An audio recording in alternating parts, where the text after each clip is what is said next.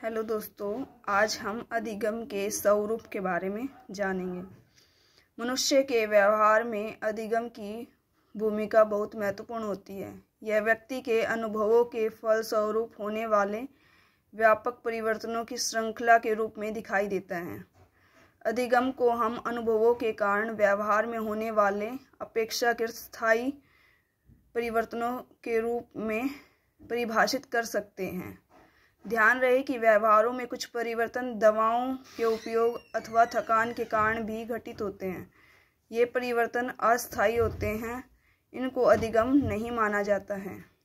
उन परिवर्तनों को ही अधिगम माना जाता है जो अभ्यास और अनुभवों के कारण होते हैं और जो अपेक्षाकृत स्थायी होते हैं। अधिगम की विशेषताएं। अधिगम में सदैव किसी न किसी तरह का अनुभव शामिल होता है। हम एक घटना को बहुत बार एक निश्चित क्रम में घटित होते हुए अनुभव करते हैं। हम जान जाते हैं कि इस घटना के तुरंत बाद दूसरी कौन सी घटना होगी। उदाहरण के लिए, छात्रावास में सूर्यास्त के बाद घंटी बजने से छात्र समझ जाते हैं कि अब भोजनालय में रात का खाना तैयार हो गया है। कुछ अधिगम एक बार के अनुभव से ही स्थायी रूप ग्रहण कर लेते हैं और वो हमारे व्यवहार में जो परिवर्तन लेके आते हैं। इसके लिए हम एक एग्जाम्पल लेते हैं। दीपक जलाते समय अगर तिल्ली रगड़ते ही किसी बच्चे की उंगली जल जाती है तो ऐसे एक ही बार के अनुभव से वह भविष्य में दीपक को जलाते समय सावधान होना सीख लेता है। किसी चीज को एक विशेष तरीके से करने के बाद बार बार प्राप्त संतुष्टि का अनुभव हमें उसी प्रकार करने की आदत डाल देता है।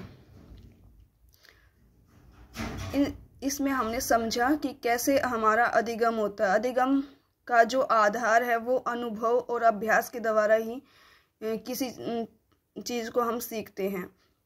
और ये जो दवाई और थकान के कारण जो परिवर्तन होते हैं, जो बहुत कम समय के लिए होते हैं, तो उनकी तुलना में जो अधिगम के द्वारा होता है, अनुभवों के द्वारा होता है, वो उनकी तुलना में स्थायी प्रकार के होते हैं। और ये नहीं कहा जा सकता कि हमने कोई व्यवहार अनुभवों के द्वारा जो हमारे व्यवहार में जो परिवर्तन आए वो उसमें भविष्य में कभी चेंज नहीं आ सकता। उसमें परिवर्तन हो सकता है जब हमारे नए अनुभव और उसके अंदर जुड़ेंगे तो हम भविष्य में उसमें परिवर्तन हो सकता है। अर्थात जो अधिगम के अनुभवों के द्वारा जो हमारे व्यवहार में परिवर्तन आता है वो पूर्ण रूप से स्थायी नहीं होता है। नए अनुभवों के जुड़ने के बाद उसमें परिवर्तन हो सकता है भविष्य में। थैंक यू दोस्तों।